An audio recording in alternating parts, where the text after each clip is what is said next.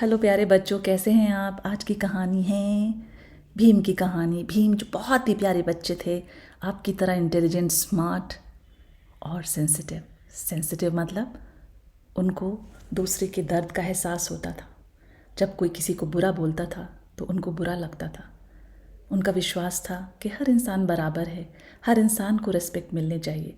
Doesn't matter क्या cast है, क्या रिलीजन है, क्या कलर है, सब बराबर हैं। सबके अंदर एक ही डिग्निटी है, ह्यूमन डिग्निटी उनके लिए सबसे ज़्यादा इम्पॉर्टेंट थी। जब भीम छोटे थे तो उनकी मदर का देहांत हो गया। सारा काम उनको खुद से करना पड़ता था या उनके पिता जो उनकी देखभाल करते थे और स्कूल के हेडमास्टर थे।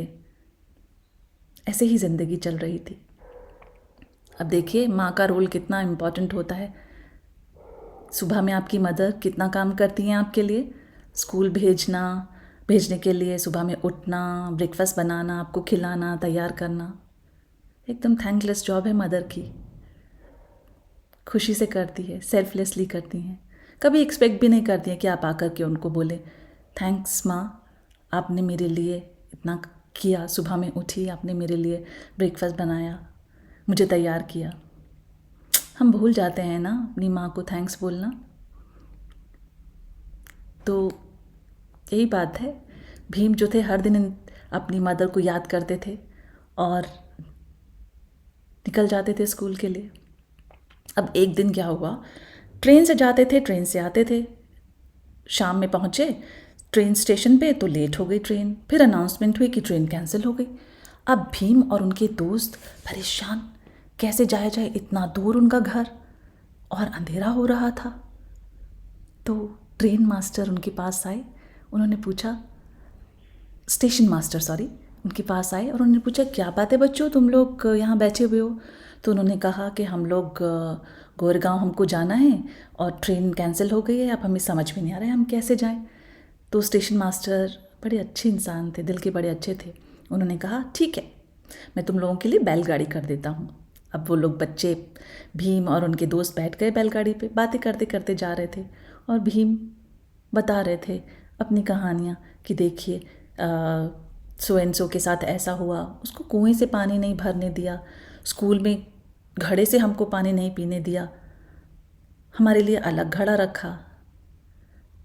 जो बैलगाड़ी चला रहे थे गाड़ीवान, उन्होंने सुना और उन्होंने कहा अरे तुम लोग तो अछूत जाति के हो, नीची जाति के लोग हो, तुम्हें मैं बैलगाड़ी में लेके नहीं जाऊंगा, उतरो मेरी बैलगाड़ी से।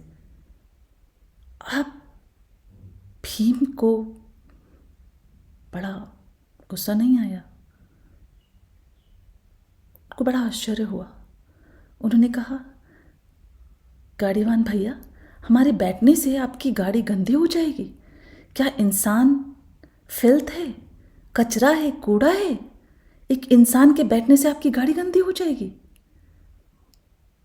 गाड़ीवान ने सुना और सोचा, फिर उसको याद आया, अरे मैं अपने बिलीफ से कैसे हट सकता हूँ? कुछ लोग नीच जात के होते हैं, नीचे होते हैं, गंदे होते हैं, अस्पृश्य, ये वर्ड यूज़ किया, अस्पृश्य होते हैं। वो जिस चीज़ को छू देते हैं वो चीज़ गंदी हो जाती है। सोचिए इंसान के छूने से क्या कोई चीज़ गंदी हो सकती है?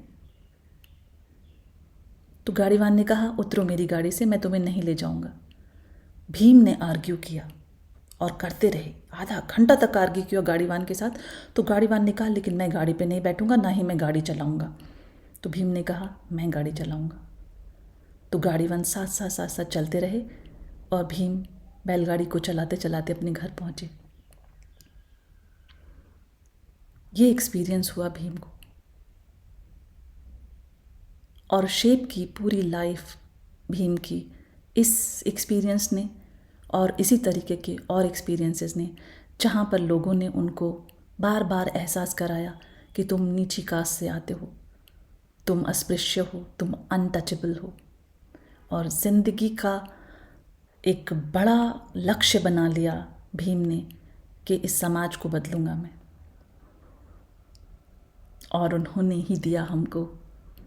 किताबें तो सारी प्यारी होती हैं, किताबें सारी अच्छी होती हैं। कुछ किताबें कुछ लोग पढ़ते हैं, कुछ लोग किताबें नहीं पढ़ते हैं, लेकिन एक ऐसी किताब है जिसको आप बहुत ही शान के साथ कह सकते हैं, बहुत ही गर्व के साथ कह सकते हैं और कहते हैं इंडियन कॉन्स्टिट्यूशन, भारतीय संविधान। बहुत बड़ा हाथ था भीम का भारतीय संविधान को बनाने में। और आज जो हमारे राइट्स हैं, जो हमारी रिस्पॉन्सिबिलिटीज़ हैं, और जो सबसे इम्पॉर्टेंट राइट है, राइट टू इक्वालिटी, वो हमको मिला। हम कह सकते हैं कि हम एक दूसरे के बराबर हैं, हमको अधिकार है इक्वल अपॉर्चुनिटीज़ का। और जो समाज के कमज़ोर तबके के लोग हैं उनको राइट है कुछ एक्स्ट्रा मिलने का, ताकि वो भी खड़े हो सके अपने पैरों पर और हम लोगों के बराबर आ सकें। तो ये किया भीम ने। कौन थे ये भीम? डॉक्टर भीम राव अंबेडकर। आज की कहानी उनके नाम, आज की कहानी ह्यूमन डिग्निटी के नाम, आज की कहानी इक्वालिटी के नाम। आज हम प्लेज लेते हैं कि हम सब बराबर हैं और हम सब एक दूसरे को बराबरी की नज़र से देखेंगे, बराबरी से ट्रीट करेंगे और बराबरी की लड़ाई लड़ते रहेंगे। बहुत तरीके की इनइक्वालिटीज़ हैं और भीमराव अंबेडकर जी बहुत खुश होंगे आपको देख करके कि आपने अपनी ज़िंदगी का मकसद बनाया है, लक्ष्य बनाया है कि समाज में इक्वालिटी आए, हर तरीके की इक्वालिटी, जेंडर इक्वालिटी। क्या आप अपनी क्लास की लड़कियों को नीची नज़र से देखते हैं, सोचते हैं कि लड़कियां कुछ नहीं कर सकती हैं और लड़के ज़्यादा ताकतवर होते हैं और सब कुछ कर सकते हैं? अगर ऐसा है तो जाइए और भीमराव जी की किताबें पढ़िए, उनकी बायोग्राफीज़ अवेलेबल हैं, वो पढ़िए और जानिए इक्वालिटी क्या है। इक्वालिटी बहुत ही इम्पॉर्टेंट वैल्यू है जिसमें ना केवल हमको बिलीव करना चाहिए बल्कि उसको प्रैक्टिस भी करना चाहिए। जब भी कभी आप के साथ कोई घटना हो, कोई आपको बराबरी से ट्रीट ना करे, तो आप समझ लीजिए आपको कैसा लग रहा है। तो ऐसा आप कभी किसी के साथ ना कीजिए जो आपको बुरा लगे, अगर आपके साथ हो तो कैसी लगी भीमराव जी की छोटी सी कहानी? और कहानी लेकर के आऊँगी भीमराव जी की। Stay tuned. बाय।